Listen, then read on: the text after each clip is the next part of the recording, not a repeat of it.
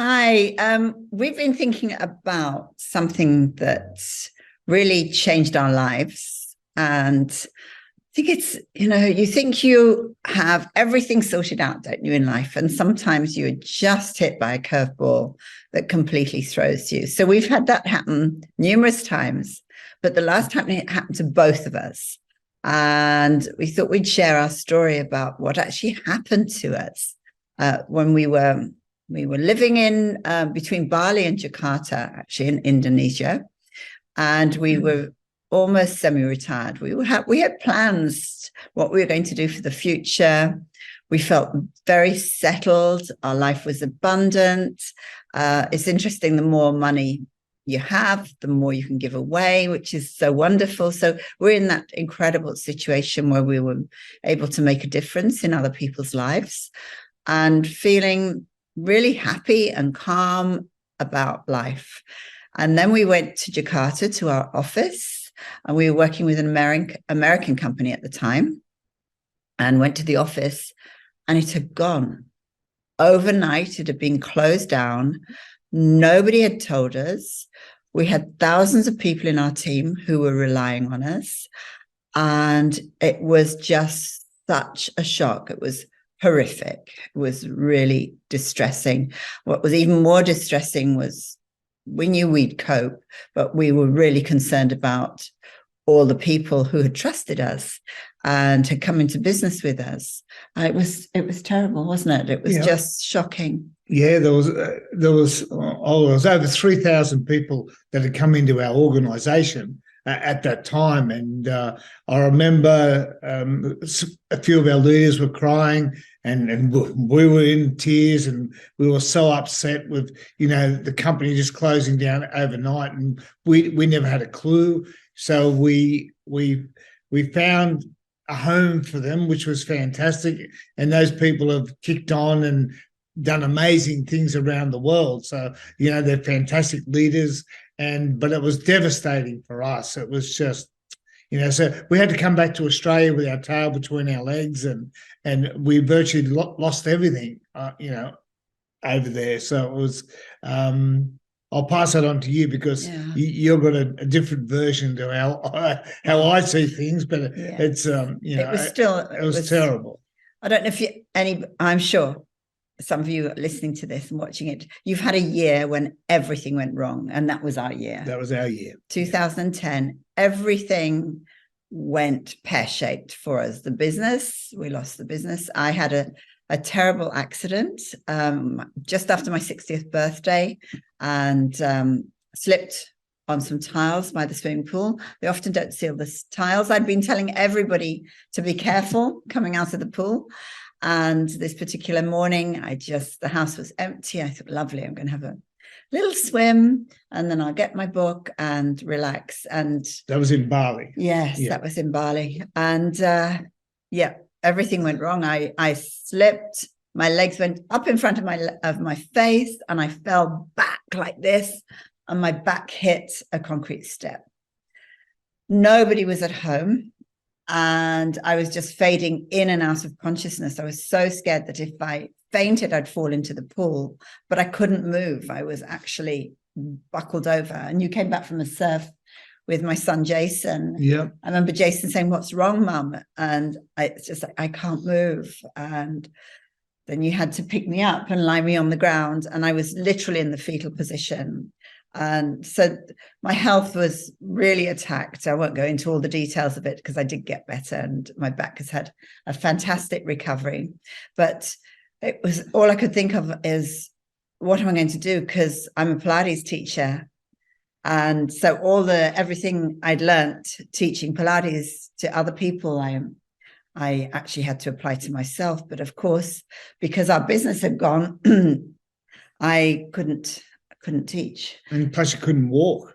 I couldn't do anything. And for a long time was literally just curled up and in hospital in Bali, and then came back to Australia. So all this happened all at the same time. You were trying to save our business. You went flying off to help people in Singapore and Malaysia. Malaysia, left me in Sydney trying to get better. My son was amazing. My daughter, they looked after me. But it was just everywhere we looked, things were going wrong. The financial crisis had hit in 2008, wasn't it? And I'd invested money from my home, in fact, everything from my home. And everything had disappeared. Yeah, well, it's not the first time. We've both lost, Everything. Nearly 3 times. So we've been through it 2 or 3 times. So we've got a good experience about losing everything and then starting again. But it's a lot harder when you start again when you're in your 60s. Yes. So that was, that's what we've had to do. That's what we had to do. And it was, there is a silver lining. There has been a great end. There is a happy ending to the story. So, However, at the time, it's shameful. There's a lot of shame when you lose money. Shame with your friends who will look at you and told you so, and with your family, because particularly for me, I brought my children up by myself. I put them through private school. We had a beautiful home in Sydney, and suddenly I'd lost everything. I was actually asking my adult daughter if she could lend me some money, and that was horrible. And she did, of course, but it was just awful to have to do that. I felt so much shame around what had happened to us. I felt I'd made so many mistakes. You keep going over those regrets. Why didn't I do this? Why had I done that? Just changing on. And I think we all do that at a time of crisis. You keep reliving it, which is not helpful. And so it was a matter of changing our thought patterns was really, really important. It was very stressful. Yes, very stressful time, But what's worse, you haven't mentioned is... No, I wasn't going to on this podcast. I didn't think you'd want to know. Well, we had to borrow $5,000 off your ex-boyfriend and Gary, and he was fantastic. And he's a lovely guy. You are friends. We are good friends, yes. And but that was embarrassing for me, and I felt terrible about that. And so obviously I wanted to repay that debt as quickly as possible. So that was another reason. But it was just the shame of it all, the embarrassment of it all, and and it was devastating, really. Yes, and also I had friends that didn't like our relationship when I first met Paul, and it was almost like they were rolling their eyes. I told you so, which made us both feel it was not helpful. That's for sure. It was not helpful at all. No, it's not nice when people stab you in the back.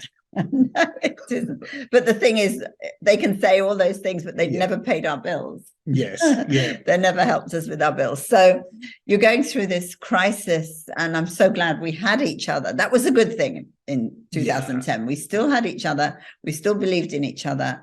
We still knew that we could go to the top in whatever we did, as long as our mindset was right.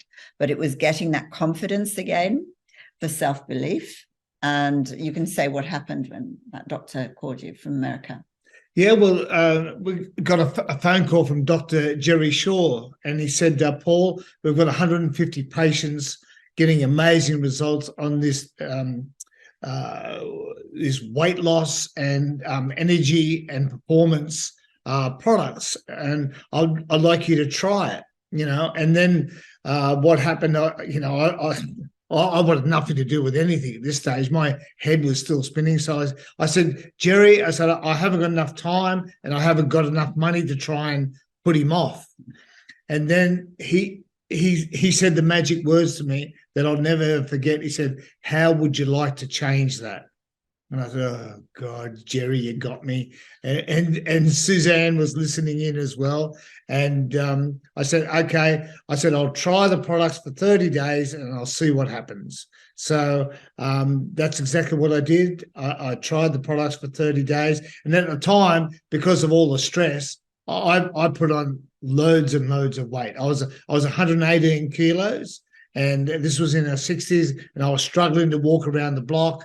If I tied my shoelaces up, I'd get giddy. So I wasn't in a good way. Anyway, so tried the products for 30 days and I got amazing results. I lost 10.5 kilos in my first 30 days and 12 inches off my stomach and chest. And you also being a good partner, did it with me. So Well, I didn't really want to. no, That you're was the very thing. skeptical. But I was concerned about Paul's health because you see this with a lot of men when they're under stress. Arms and legs and limbs are slim and muscular and look great, but there's this stomach that just kept getting bigger and bigger. And because as a teacher, I'd never really had to deal with this. This wasn't something you could exercise away. It was cortisol and had created it. And the visceral fat around the major organs is really dangerous. So I was concerned about that. I love to walk. And, as I got better, I was back to walking again. I've always loved walking. And it's like, oh, you can't even walk around the block with me. You couldn't do anything. No. They call it permanent pregnancy in Indonesia. And you definitely had a good twins. Case I was having twins. Triplets, maybe. Yeah. My stomach was very, very big. Very big. And it was concerning because in your family, you've got a history of diabetes. Yeah. And I was really concerned about what was going on. And for me, because I'm a good partner, I did take the products with him.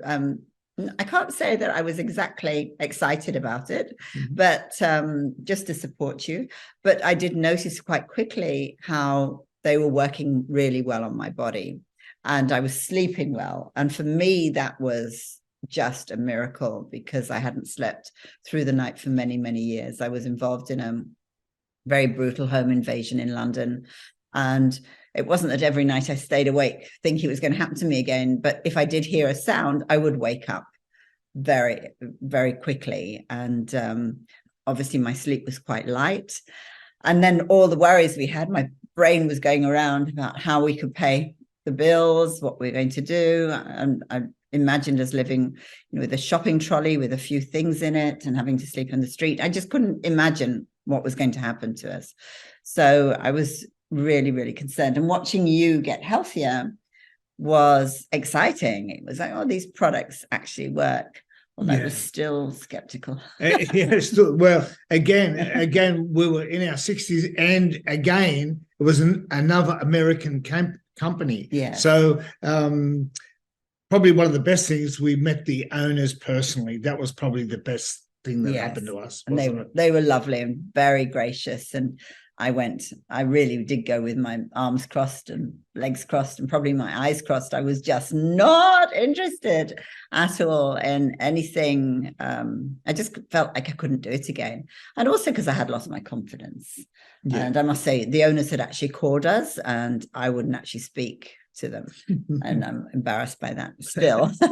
But they understood. They'd had the same thing happen to them many years ago. So we were able to share our story, which was great. And then we just I always said we put our blinkers and binoculars on. We could see where we were going. Nothing was going to distract us.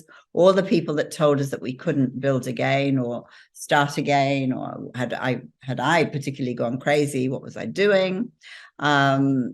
We just ignored them. We just knew that we had an opportunity and we were going to take it. And that's what life is. Yeah. And there's opportunities come along and you get that feeling, is this right for me or isn't it? And this one we felt was right for us. Well, the belief came when we got amazing results on the products. And, I wouldn't have shared it with anybody if we didn't get great results on the products. And the amazing thing was people were asking us, what are you doing? What are you doing? You're looking so healthy, And then I lost 28 kilos in probably around 3 or 4 months.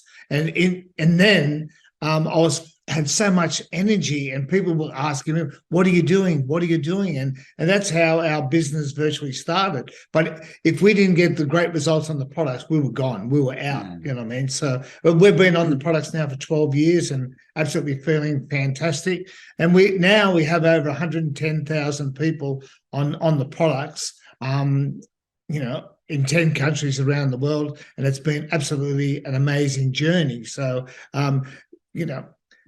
who'd ever thought, like going back 12 years ago, being broke, lost everything and virtually down and out, that we would start again, especially, in our 60s. So there's a lot of people out there hurting at the moment. So, the great thing about a business, we're part of the 5 fastest growing trends in the world right now. Is number 1 is weight loss and weight management. Number 2 is biohacking, with total wellness. So biohacking, what can you're the expert. Using your own body really is the main thing, knowing what your body needs and finding the things that it needs. Biohacking has become a bit of a trendy word, but if I look back on my life, I've always been biohacking.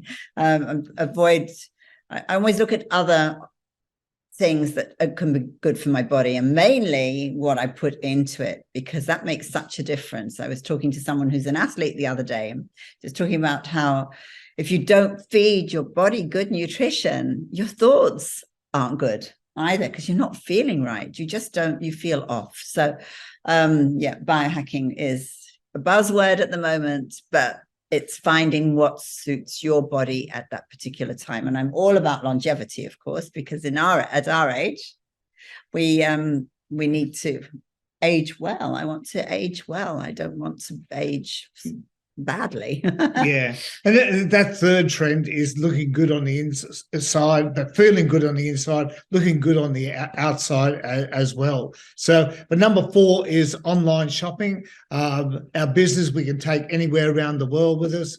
And as long as we've got our computer there, and that's the great thing about it. The internet has changed the world, and social media, and it's just revolutionizing things right now. And number 5 is we help people with their wealth creation. But in our business, 85% of people are our customers. They just want to, lose a bit of weight or something like that. And then for the people that want to make some money, we can help those people as well.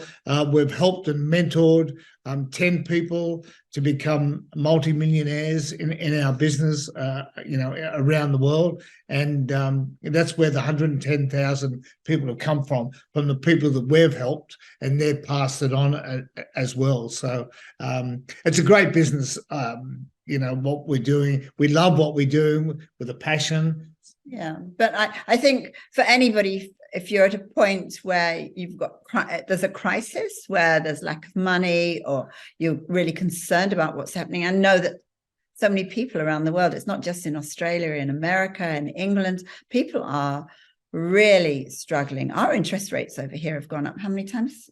10 in a row, I think. 10, in 10 7 months. months. Yeah. It's crazy, and it's been shocking for people. Last week just went up another 0.25%. So looking for another stream of income is what's really important, to find something that you love, that interests you, as another stream of income. So for instance, when I was teaching, I also did some walks and meditation classes, and I love those. I had 2 streams of income coming in. And I think that's really the importance, is not necessarily what we do, but finding something that brings an income stream that you feel you can get passionate about, because life's too short. You really do want to enjoy what you're doing. It's really important. We love what we do. People keep asking us when we're going to retire. It's like, why would we retire? And particularly because we're surrounded by incredible people who all keep us young as well, and keep us on our toes, that's for sure. So it's finding something that you can do. And there's lots of opportunities. There's opportunities you can make now that people haven't probably even thought about. There's always something. I've got a daughter who's very inventive and creative, and going, why doesn't anyone do this? Why doesn't anyone do that? So there's certainly not a surfeit. We're not saturated. And human beings, we are creative beings. So I know that everything's about AI at the moment, but let's stick to our creativity. I think it's important. Yes. Yeah. Let me ask you a quick question. Do you know anybody that wants or needs to lose weight? Do you know anybody that wants or needs some extra money right now? So, and that's the people we can help out there, and that's our goal. Every morning we wake up, we say, who can we help today? That's our major focus. And I know Suzanne does things different because she's into gratitude. Can you want to say a little bit about what you do for your gratitude? Gratitude, the moment I wake up, in that time between sleep and waking, the little bit of dozing, it's the morning. I start my gratitudes then from that moment. I'm so grateful, my warm bed. I'm so grateful that I have beautiful linen sheets. I'm so grateful I've got Paul next to me. I'm so grateful I've got this roof over my head. And I just continue saying gratitudes. And I start it close and then I take it out into the world. So I go through my family, our business, the people I love, friends, and friends overseas. I just picture everybody and have so much gratitude. So by the time I get into my shower, there's no negativity, no negative thoughts at all. I also like to write down my gratitudes. I think that's really important as well. And when I was really going through a tough time, in another tough time when I lost everything, but I came to Australia with 2 small children and 3 suitcases, and it was hard to find anything to be grateful for at the time. There was a lot of fear. I was fearful. Again, shame kicked in. And it was the little things. So we can all find something, like the beautiful sun on my back when I was hanging out the washing, just the blossoms coming out on the trees, the sound of the birds. So whatever it is, write them down. And then you'll find that during your day, you're also looking for things to be grateful for that you can write down in the evening. So that's how I do it. And if I find negative thoughts coming into my mind, I change them to positive ones straight away. I listen to them and I think, oh, wow, I just said that to myself, and I changed the thought. Yeah, for me, I'm a bit different. I do a lot of affirmations. Probably I've been doing affirmations and like goal setting for like over 20 years now. So I read the affirmations before I go to bed, and also the first thing when I wake up in the morning. Like I'm in the zone. Things come easily and quickly. What's another one? I attract fantastic people to me every day. Every day is a joyous adventure. I have money, financial ones in there as well. And I plan my day, but it seems to set me up for having a great day and attracting the right people and following towards my goals that I've already set for the business and life goals and relationship goals. And the great thing about it, Suzanne and myself, we both love traveling, and what we're doing now, we've won 21 free trips around the world and first class, and that's been amazing too, hasn't it? Yeah. I'm so grateful for that. Yeah, and one of the things we didn't really count on, which you cover, is about the friendship. So. Oh, yes. That was the one thing I didn't see coming, I must say, when we started our business, was the friendships all over the world. We have the most amazing friends. Wherever we go, we can call someone and meet them for dinner and have fun and immediately deep dive into great conversation, not about just our business, but about life and about travel and about culture. And those are the things that light me up anyway. I just absolutely love traveling. We're planning now our next trips at the moment. It's just so wonderful, and I think that's another thing that keeps us really young and very, very positive. When you're traveling to different cultures, particularly when no one speaks your language, and where you stand out, the two of us stand out so much in Asia. It's so easy to find each other, just the hair color. And I love the fact that we stand out. I love the fact that people come up and look at us and want to chat to you and have a picture with you. I like being the odd one out, and rather than staying in a safe place. I love being different, and learning from other cultures is so exciting. Learning different languages, and eating different food. And all through Europe. Like we just opened up in Italy. We just opened up in Japan. All through Europe, the UK, USA, Mexico, Canada. So we've got friends in all those great countries, and it's great just visiting those people, as well. And it's it's really, really, really exciting. Yeah, if it was up to me, we'd be traveling all the time. So just love it. But we do have grandchildren here and family. So I think remember, whatever happens to you in life, don't let it defeat you. Don't let it define you. Don't become a victim. You're allowed to feel sorry for yourself. You're allowed those moments of despair, but pick yourself up out of them, because I think for everybody, when you look back on the things that have happened to you, however disastrous, however absolutely, when they've taken you to your knees, and we've both had those moments in the past, absolute grief, good things come out of it. Good things come out of all that. And you become a teacher for other people, and you become much more compassionate and empathetic. And look, we're all connected. We are all so connected, and recognizing that, and recognizing that everybody is looking for the same things. We're looking for peace. We're looking for happiness. We're looking for joy. We're looking for not to compare each other and to imagine other people's lives. It's your life. Live that life. One big, lovely, juicy, audacious life. Yeah. One of the lessons that we have learned is your past does not equal your future. Your destiny is in your hands. So it doesn't matter what age you are and things that have happened to you, you can start again. So it's about having this positive mindset, and and setting goals, and your affirmations or your gratitudes or your vision board, and setting vision boards. And it doesn't matter what age you are as well, because we've all got our own stories to tell. But the trouble is, if you keep on looking in the rear vision mirror, you're going to keep on getting the same results. So you either live in the past, you live in the future, or you can live in the now. And one of the things we've found is living in the now and being happy and working together. And we're together 24 hours, virtually a day. So, our business is together. So we're working together and traveling together, and it's good. It's good. It's good.